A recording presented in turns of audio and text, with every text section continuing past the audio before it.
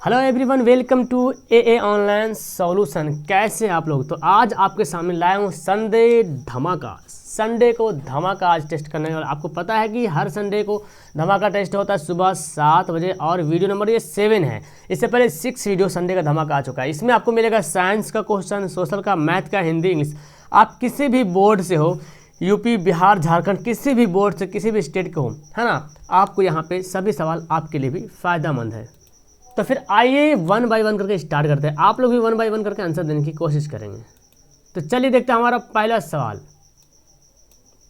ये देख रहे आप, आपको सवाल यहाँ पे दिख रहा, रक्त के कौन से अवयव घायल स्थान से रक्त स्राव के मार्ग को रक्त का थक्कन बनाकर अवरुद्ध करता है। मतलब जब रक्त कहीं पे कट उठ जाता है, ब्लड निकलता है तो उसको थक्का बनाता है, और वो है कौन?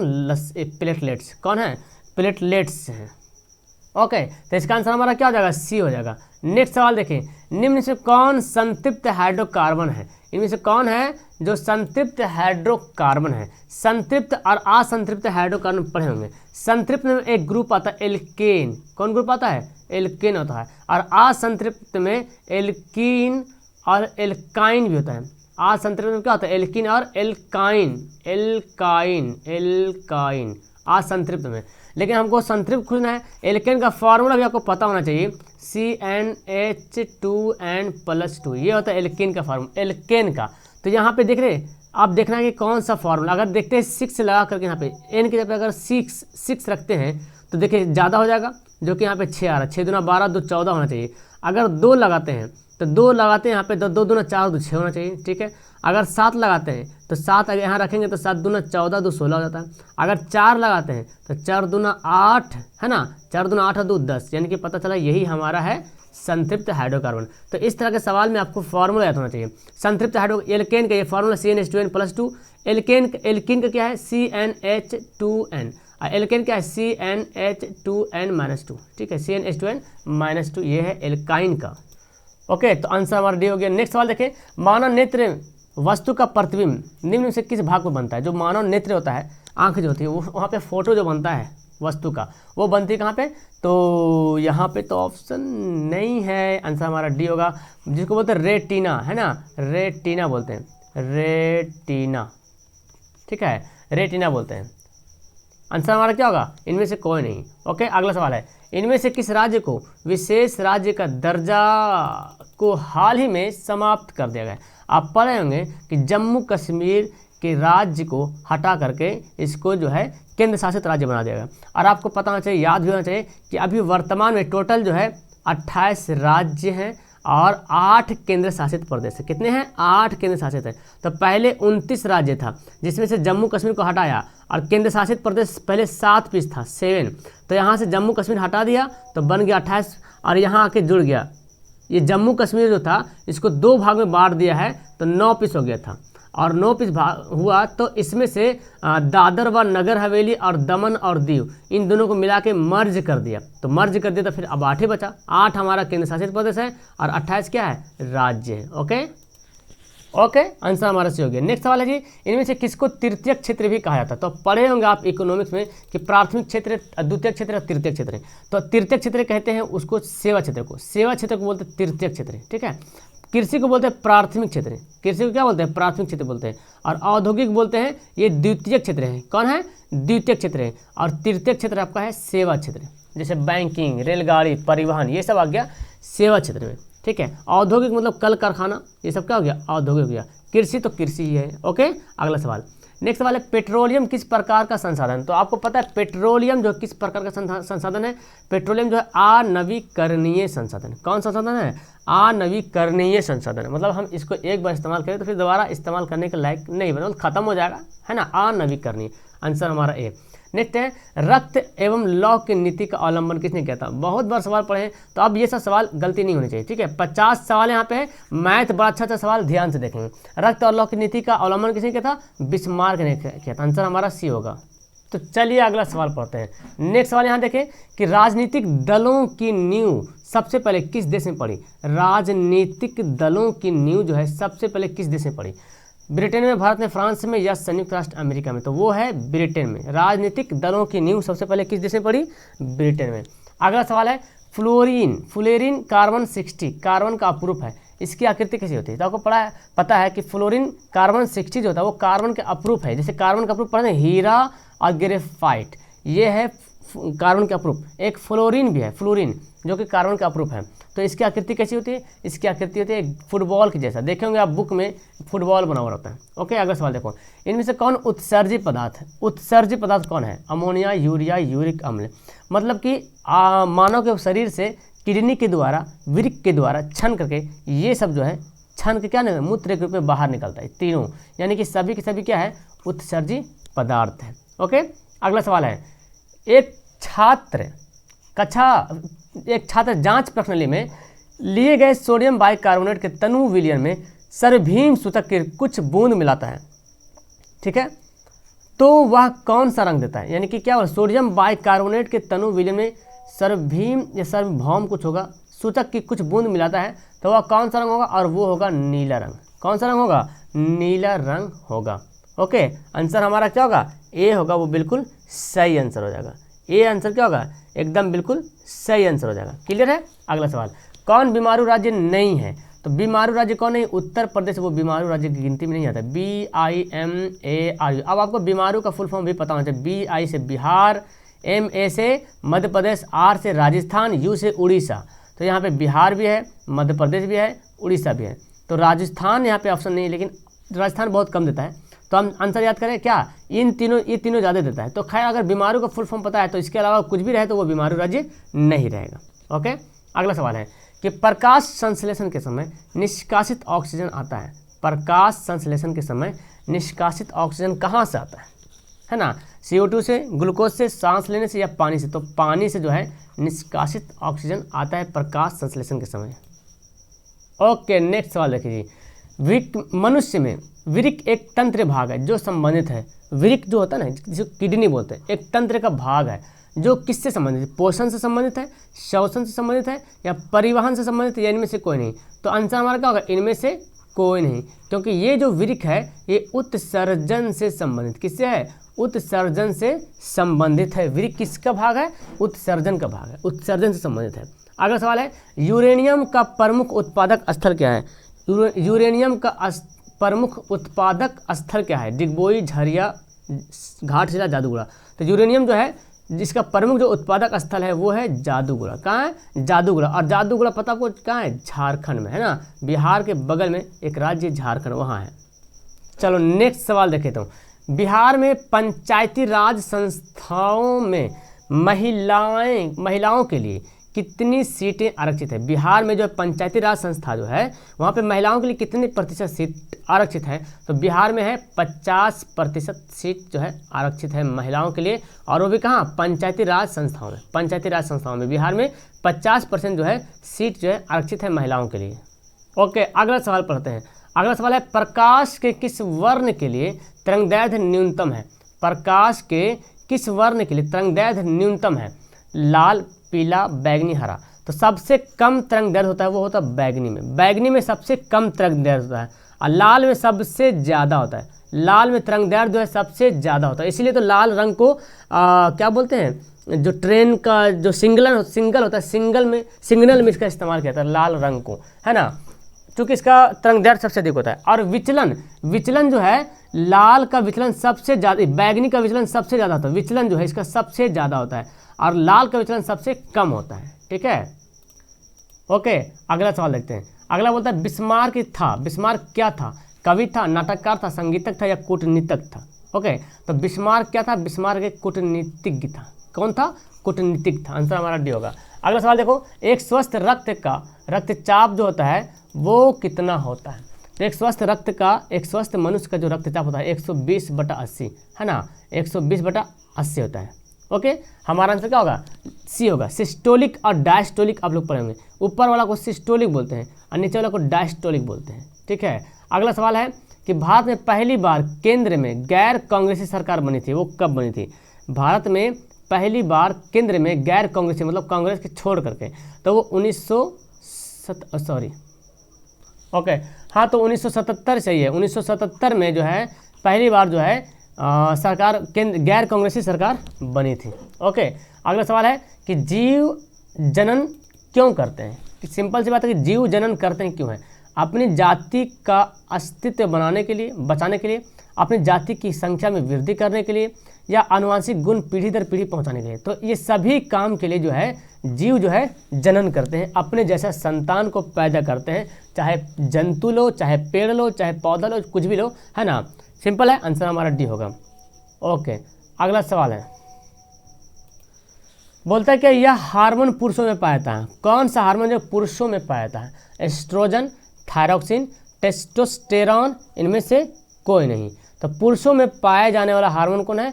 टेस्टोस्टेरॉन। आंसर हमारा क्या होगा? सी होगा। ओके ओके, आंसर हमारा सी होगा। नेक्स्ट सवाल देखें कि वनों की अधिक कटाई का परिणाम क्या होगा? अगर वन जो है ज़्यादा कटेंगे, ज़्यादा वन कटाई होगा तो कम वर्षा होगा, भूस्खलन हो जाएगा, भूमि अपरदन बाढ़ हो जाएगा, उपयुक्त सभी। तो बिल्कुल जब वन की कटाई सबसे ज़्यादा करेंगे, अधिक होगा, तो सभी के सभी कम होगा, वर्षा भी कम हो जाएगा। आज वर्षा कम होने का यही कारण है ना। भूस्खलन हो जाएगा, मिट्टी खिसक जाएगा जहाँ तहाँ से मिट्टी, भूमि अपरदन हो जाएगा, बाढ़ आएगा, मिट्टी अपरदन मतलब मिट्टी या एक जगह से दूसरी जगह बह जाना, ठीक है, बाढ़ आने की संभावना बढ़ जाएगी। जब वृक्ष नहीं रहेगा तो जड़ जो होती है वृक्ष का, वो मिट्टी को कंट्रोल करके रखती है अपने आप को। चीनी का सूत्र क्या है? पता आपको चीनी का सूत्र क्या है? तो हमारा आंसर का C12H22O11, ये है चीनी का सूत्र C12H22O11। और एक तो C6H12O6, C6H12O6, ये ग्लूकोज का सूत्र होता है, ये भी याद कर लीजिए, ग्लूकोज का सूत्र है, यह आपको याद होगा। ये एक तो ये है, एक तो ये नहीं, ये वाला डी वाला देख रहे हैं, ये है आपका बेंजीन का सूत्र है। किसका है? बेंजीन का सूत्र है। और एक तो ये है एथेनॉल है, क्या ये? एथेनॉल है, एथिल एल्कोहल से बना एथेनॉल, एथिल एल्कोहल से बना क्या? एथेनॉल, एथेनॉल है। ओके, अगला सवाल देखें। अगला सवाल है, किन उत्प्रेरक के उपयोग कर वनस्पति तेलों का हाइड्रोजनीकरण किया जाता है? इनमें से किस उत्प्रेरक का उपयोग करते हैं और उसको उपयोग करने के बाद वनस्पति तेलों का जो है हाइड्रोजनीकरण करते हैं? तो इनमें से कौन होगा? वो है निकेल। निकेल का इस्तेमाल करते हैं, निकेल उत्प्रेरक का इस्तेमाल करते हैं और उससे वनस्पति तेलों का जो हाइड्रोजनीकरण किया जाता है। क्या किया जाता है? हाइड्रोजनीकरण किया जाता है। आंसर हमारा क्या होगा? ए इसका सही आंसर हो जाएगा। अगला सवाल है, लो मैथ का सवाल शुरू हो गया कि 5, 15, 20 के लासा तथा मासा का गुणनफल ज्ञात करना है। क्या निकालना है? गुणनफल। तो हमको लासा, पहले लासा भी निकालना पड़ेगा। लासा बोले तो एलसीएम और मासा बोले तो एचसीएफ। तो पहले 5 को फैक्टर करेंगे तो कितना हो जाएगा? 1 और 5 में टूटेगा। अगर 15 को फैक्टर करेंगे तो कितना में टूटेगा? 3 गुना 5 में टूटेगा, गुना 1 भी लिख दो, हालांकि नहीं भी लिखे तो कोई दिक्कत नहीं है।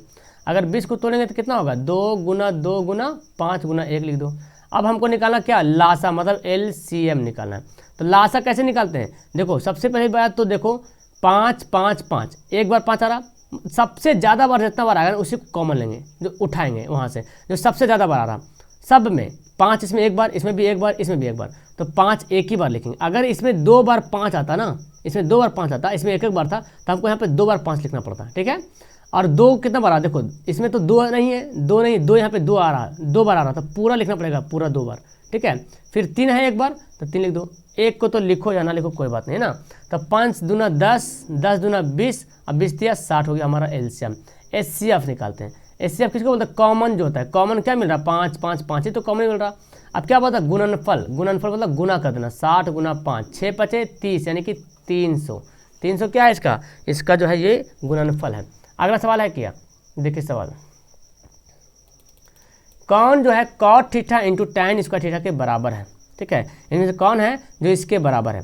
तो आपको इसको हल करना पड़ेगा। हालांकि सवाल आपकी किताब में था, ये सिंपल से था, लेकिन मैं यहाँ पे कुछ इजाफा किया हूँ। तो कैसे करेंगे? इजी से, कुछ भारी से, कॉट को चेंज कीजिए।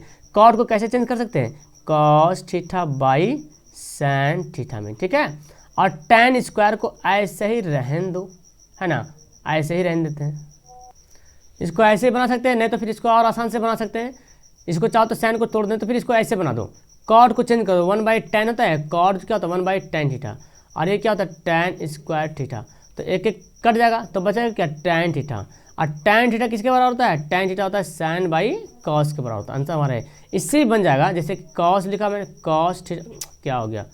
cos theta by sin theta, ठीक है। और इधर क्या? tan स्क्वायर, तो tan को भी चेंज करेंगे तो क्या होगा? sin square theta by cos square theta. तो sin cos कटेगा, cos से cos कटेगा एक पीस, साइन से साइन कटेगा 21, तो साइन बाई कॉस बच जाएगा। फिर हमारा आंसर क्या होगा, ए होगा, बिल्कुल सही आंसर होगा। अगला सवाल है कि बिंदु P जो दिया हुआ है 6 से -8 की मूल बिंदु से दूरी क्या होगा। तो मूल बिंदु से दूरी निकालने का फॉर्मूला सिंपल सा है कि 6 का स्क्वायर कर दो, -6 का स्क्वायर प्लस -8 का स्क्वायर का ओवर मूल बिंदु से। तो 6 छक 36, 8 8 64। अब बोलेंगे माइनस कहाँ गया सर, तो माइनस माइनस प्लस हो जाता है। माइनस का भी जैसे 6 का स्क्वायर करते हैं तो माइनस को भी स्क्वायर करेंगे, यानी कि माइनस को 2 बार गुना करें तो माइनस माइनस क्या होता है, प्लस होगा। यहाँ पे भी तो कितना गया 100, और 100 का वर्गमूल कितना होता है जी हमारा 10। हमारा आंसर क्या होगा, सी होगा इसका बिल्कुल सही आंसर। अगला सवाल है कि ये देखिए, ये दिया हो, किसी बंदे ने ये सवाल पूछ रहा था मेरे से टेलीग्राम पे कि ये इसका आंसर क्या होगा। तो सिंपल सा है, आप देखो cos 1 का वैल्यू क्या है, आई डोंट नो, मुझे नहीं पता है cos 1 का क्या वैल्यू, नहीं जानते, मैं नहीं जानता हूँ, है ना, इसका वैल्यू नहीं जानता हूँ। लेकिन यहाँ पे cos 3, cos 4, 5, 6, 7, cos 90 तक पहुँचे, और सब आपस में क्या हो रहा, गुना हो रहा। बस यहाँ पे एक ट्रिक लगाना है, क्योंकि आपको पता है 1 गुना 1 जितनों भी यहाँ पे लिख देते, जितनों बड़ा अंबानी मुकेश अंबानी जितना भी आ जाए और लास्ट में गुना करके 0 लिख देते, क्या होगा, सबका माल दौलत काला धन, है ना, कि 0 बन गया ना। तो यहाँ पे cos 90 का वैल्यू कितना होता है, आपको पता है cos 90 का वैल्यू कितना होता है, 0 होता है। और गुना है, सब गुना में है, तो जब 0 किसी से मिलता है तो सबको क्या करता है, अपने अंदर समा लेता है ना। हमारा आंसर क्या होगा, ये होगा इसका सही आंसर। अगला सवाल पढ़ते हैं। सवाल देखिए एक ही है, बस मैं सिर्फ आगे पीछे थोड़ा सा कर दिया हूँ ताकि इंटरेस्टेड आ जाए, है ना, सवाल में, बिकॉज ऐसा सवाल तो बहुत बार मैं पढ़ा चुका हूँ, आपको याद हो गया होगा इसका आंसर मेरे ख्याल से। तो देखिए क्या दिया हुआ, ये दिया हुआ है, ये 1 पीस 2 पीस 3 4, यहाँ पे 5 संख्या दे दिया। इसका माध्य 7 हो तो सबसे बड़ी संख्या ज्ञात करने के लिए बोल दिया। सबसे बड़ी संख्या क्या होगा, तो माध्य कितना दिया, 7 दिया। तो पहले माध्य कैसे निकालते हैं, माध्य दिया 7 और इसका माध्य कैसे निकालते हैं, x से प्लस, इसको जोड़ें, फिर x + 3, फिर यहाँ पे क्या x + 6, सबको जोड़ देना, x यहाँ x लिखें, फिर x + 3, इसको जोड़ देंगे, x + 6 लिखेंगे, फिर प्लस लिखेंगे, x + 9 लिखेंगे, फिर x + 12, सबको क्या करना है, जोड़ देना है। 5 संख्या, सबको 5 को जोड़ दीजिए। और कितना संख्या है, 1 2 3 4 5, तो जितना संख्या है उतना से क्या करना है, डिवाइड कर देना है। तो कितना जाएगा, 7 5 पैसे आगे इधर 1 2 3 4 5x, कितना x हो गया, 5x। और ये देखो ये 6 3 9 9 9 18 18 12 30, है ना। तो 30 इधर आके घट जाएगा, तो 35 - 30 बराबर 5x। तो 5 बराबर क्या बचेगा, 5x, तो कट जाएगा, तो x बराबर क्या बचेगा, 1। और सवाल क्या बोल, सबसे बड़ी संख्या, तो सबसे बड़ी संख्या यही तो हो सकती है ना, सबसे बड़ी संख्या जी यही ना होगी, यानी कि 1 + 12 कितना हो गया, 13। हमारा आंसर डी हो गया इसका बिल्कुल सही आंसर।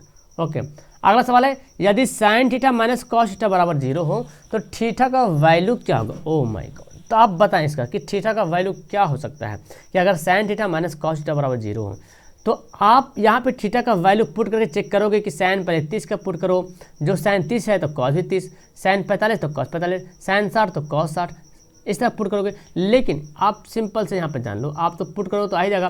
कॉस को अगर इधर ले जाएंगे, तो कॉस क्या बन जाएगा, प्लस में बन जाएगा। अब आपको पता है साइन कॉस बोल रहा बराबर है दोनों, है ना, दोनों बोल रहा, यहाँ पे दोनों बोला जा रहा है कि साइन थीटा बराबर है कॉस थीटा। तो जब दोनों थीटा बराबर है तो साइन थीटा कॉस थीटा कितना डिग्री के आसपास होता है, 45 डिग्री में दोनों बराबर हो जाता है। मतलब कि यहाँ पे आंसर हमारा क्या होगा, 45 डिग्री, इसका बिल्कुल सही आंसर हो जाएगा। क्लियर है, तो 31 का आंसर क्या हो गया, हमारा आंसर ए हो गया। नेक्स्ट क्वेश्चन देखें, नेक्स्ट क्या बोलता है कि tan 60 degree into tan square 60 degree into tan square 60 degree का वैल्यू क्या है, यानी कि डबल आपको दे दिया है ना। तो अब इसको हल करना पड़ेगा। तो tan 60 का वैल्यू क्या होता है, √3 होता है, स्क्वायर कर देते हैं और गुना है, यहाँ भी tan स्क्वायर है तो यहाँ भी क्या करेंगे, √3 का स्क्वायर, क्योंकि tan 60 का वैल्यू क्या होता है, √3 होता है। ये √3 को स्क्वायर करेंगे कितना आएगा, 3 आएगा, और √3 को स्क्वायर करेंगे कितना आएगा, 3 आएगा, 3 तिया 9। फिर हमारा आंसर क्या हो गया, डी हो गया, इसका बिल्कुल सही आंसर हो गया। क्लियर है। अगला सवाल देखो, बोलता कि एक शंकु की तिर्यक ऊंचाई, एक शंकु की त्रिज्या और उसकी ऊंचाई 7 सेंटीमीटर और 21 सेंटीमीटर, यानी कि 7 सेंटीमीटर त्रिज्या है, 21 सेंटीमीटर की ऊंचाई है। तो इसका आयतन निकालना। अब शंकु के आयतन का फॉर्मूला पता है, 1/3 पाई r²। एकदम बहुआ वाला सवाल आ गया। 1/3 पाई का वैल्यू 22/7, आर कितना है, 7 है तो 7 गुना 7 का स्क्वायर है तो 7 गुना 7, एच कितना हमारा 21 है, तो एक एक कट गया, 3 7 21, अब गुना कर दो 22 गुना 7 7 49, तो 22 9, इसको गुना करो तो हमारा आंसर फिलहाल बी आ जाएगा। ठीक है, गुना कर लो और क्या, ज़्यादा से ज़्यादा तो गुना कर लो।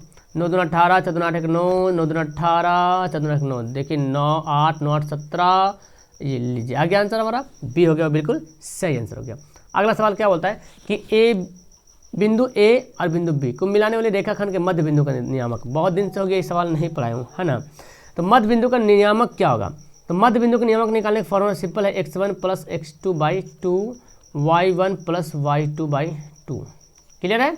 तो x1 कितना हमारा, ये हमारा x1 है, ये हमारा y1 है, ये x2 है, ये y2 है, तो x1 x2 जोड़ना यानी कि -2 और +4, -2 +4 को जोड़ेंगे 2 से भाग करेंगे, और y1 कितना है -4 और ये -2, तो प्लस माइनस -2/2, तो कितना हो जाएगा 2/2, यहाँ पे कितना हो जाएगा -6/2, काटो कितना आएगा 1, अच्छा ये तो ऑप्शन ही मैंने, ठीक है यहाँ पे 1 होगा और यहाँ पे -3, तो 1 - 3 जो कि ऑप्शन में नहीं दिया हूँ, अगर यहाँ पे मैं 1 कर दूँ तो फिर हमारा आंसर क्या होगा, सी हो जाएगा। 1 - 3, 1 - 3 देना चाहता मैं समझ गया, 0 समझ लिया, ठीक है। तो क्या आंसर हो गया 1 - 3, इसका जो है बिल्कुल सही आंसर हो जाएगा, ठीक है, 1 - 3। ओके, अगला सवाल देखो, ये बोला क्या परिसर निकालना है, इसकी परिसर कितनी होगी।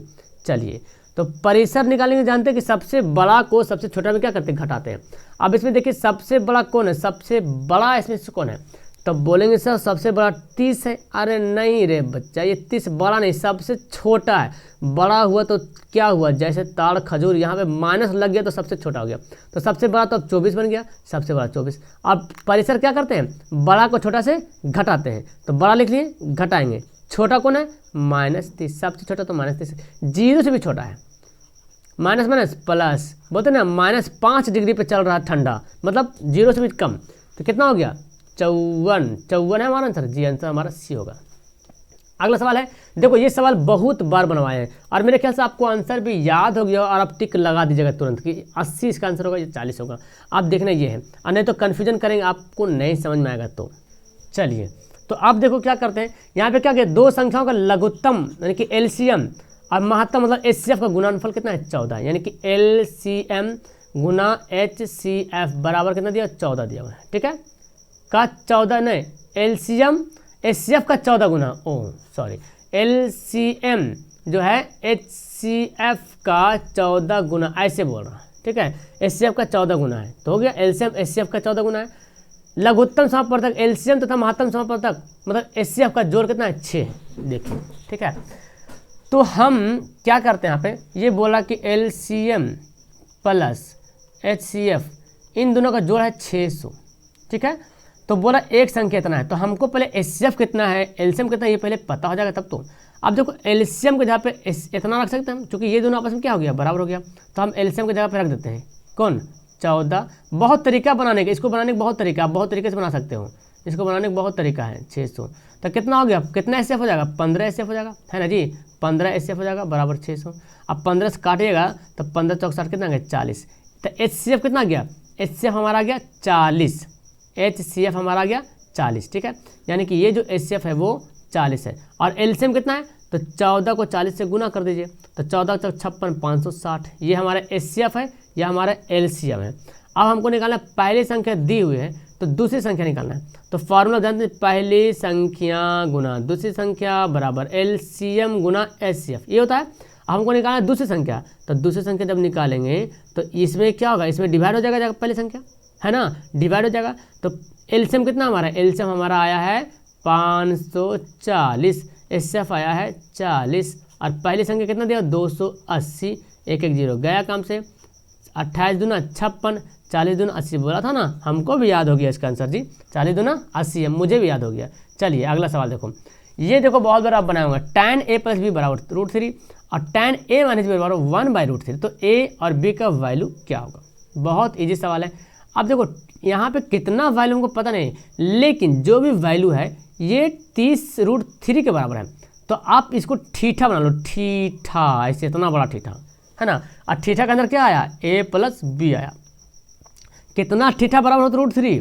तो बोलेंगे सर ये तो tan 60 डिग्री होता है बराबर √3। बिल्कुल सही बोल रहे हैं आप। और यहाँ भी बना लेंगे तो ये थीटा बराबर कितना 1 - b है, a - b है, ठीक है। तो a - b थीटा है, ये किसके बराबर 1/√3 होता है? तो बोलेंगे tan 30 डिग्री। अब दोनों समीकरण को हल कर दीजिए, गया काम से ये 2a बराबर 30 60 90, 2 से काटेंगे इधर तो 45 दूना 90, ए का वैल्यू कितना गया 45। ऑप्शन तो दिख रहा है लेकिन इनमें से कोई नहीं भी है तो इसलिए खतरा है, इसलिए ध्यान से। अब ए का वैल्यू आ गया 45, ए का वैल्यू आ गया 45, तो बी का वैल्यू भी आना चाहिए, है ना। तो कैसे निकालेंगे? किसी एक में रख लो, किसी एक में, या ए में या बी में, किसी में सेट कर लो। तो हम चलो 1 में रखते हैं, तो इसमें रखिएगा तो क्या होगा 45 + b बराबर 60। तब b जब निकालेंगे तो 60 - 45 कितना गया? तब तो हमारा आ जाएगा 15 जी। बिल्कुल हमारा, चलो बी ही आंसर, किस्मत का धनी हो, आंसर हमारा बी आ गया, है ना।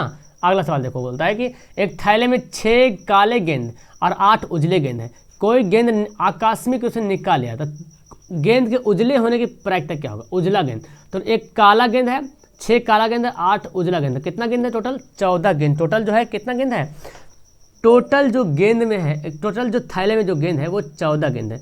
अब क्या बोल रहा जी कि गेंद के उजले होने की क्या प्रायिकता, मतलब मतलब आंख बंद करके गेंद निकाल लिए, है ना, बिना देखे हुए, या दृश्य या आकस्मिक उससे गेंद निकाल लिए, तो बोलता काले उजले गेंद होने की क्या प्रायिकता। तो अब उजला गेंद 8 है, तो 8 ही में से कोई निकलेगा। जब बोला उजला होने की जब संभावना बताई जा रही तो 8 ही के बारे में बताया जा रहा, तो 8 हो गया हमारा उजला गेंद, और टोटल कितना है? टोटल 14। तो काटा पीटी करो, कितना गया 4/7, 4/7। हमारा आंसर क्या हो गया? बी हो गया इसका सही आंसर, ठीक है।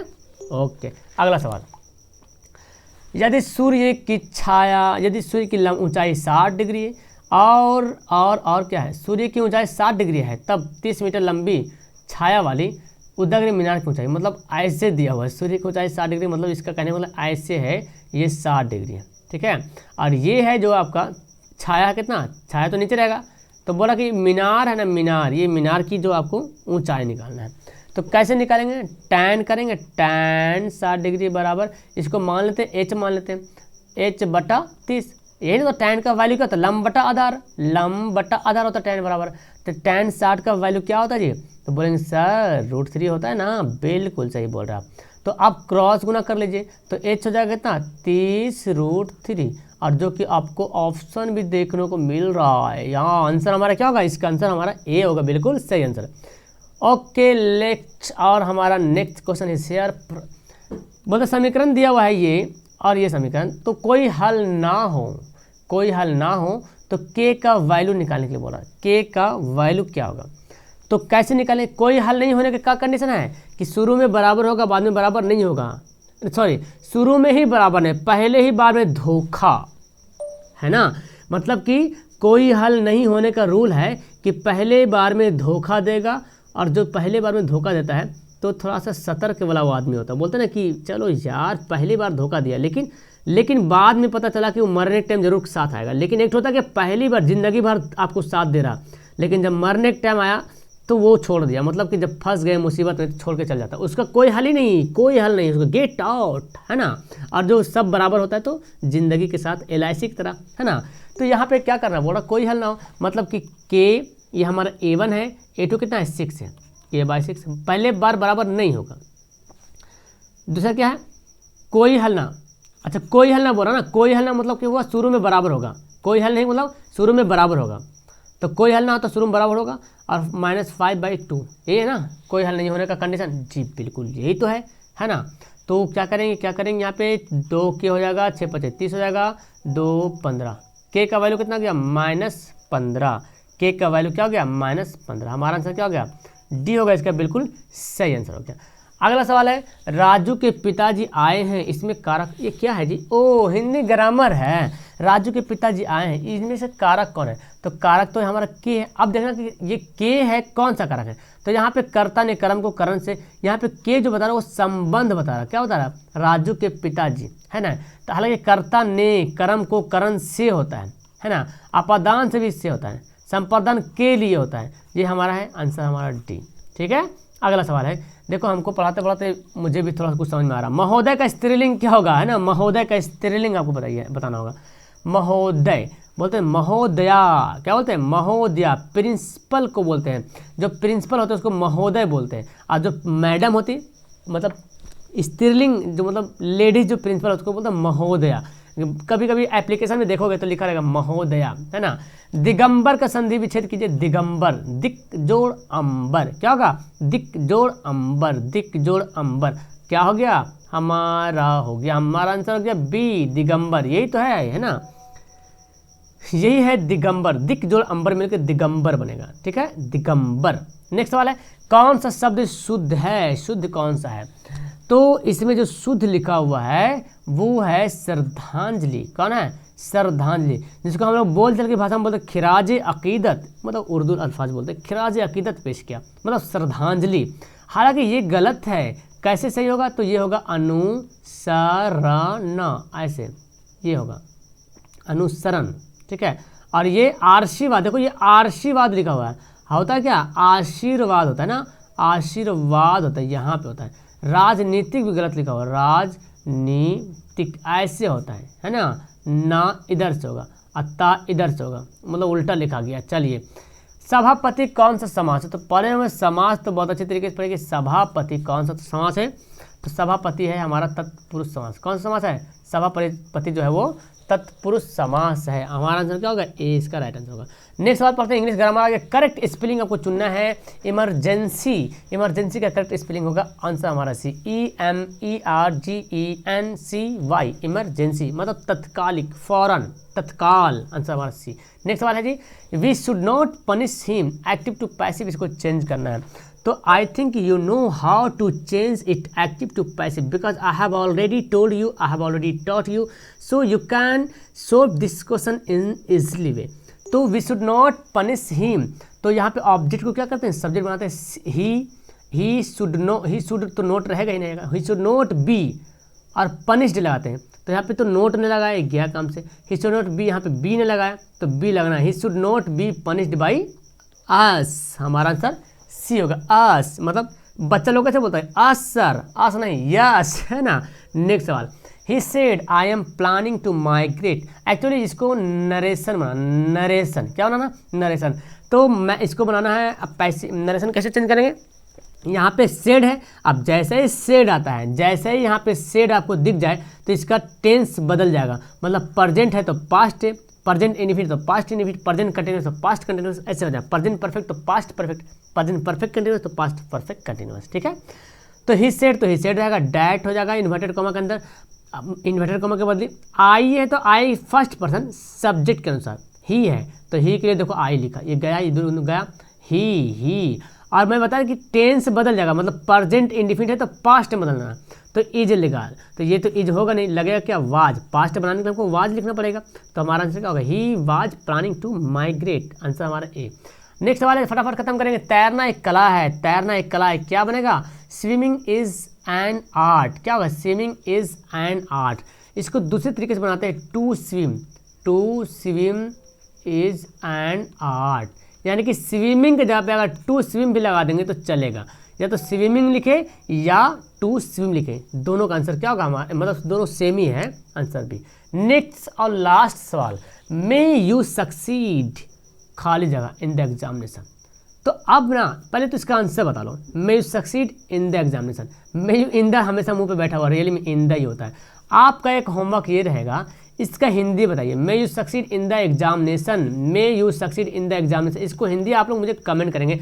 अब हमारा 50 क्वेश्चन यहाँ पे कंप्लीट हो गया, तो आधा घंटा के आसपास मैंने 50 क्वेश्चन कंप्लीट करवा दिया। अब मुझे बताइए आप लोग कि 50 में कितना बनाए, क्या 50 में 50 बनाए आप लोग, क्या 50 में 40 बनाए आप लोग, यानी कि परसेंट कितना बनाए, 90% प्लस आएगा, बिल्कुल, इतना पढ़ क्यों रहे, आएगा तो आएगा। ओके चलो वीडियो को यहाँ पे करता हूँ लास्ट, अच्छी लगी वीडियो तो लाइक तो करते जरूर जाइएगा, लाइक तो बिना करिए जाइएगा नहीं, ठीक है। तो मिलता हूँ नेक्स्ट वीडियो में, okay bye, that's all, thank you everyone, have a nice day.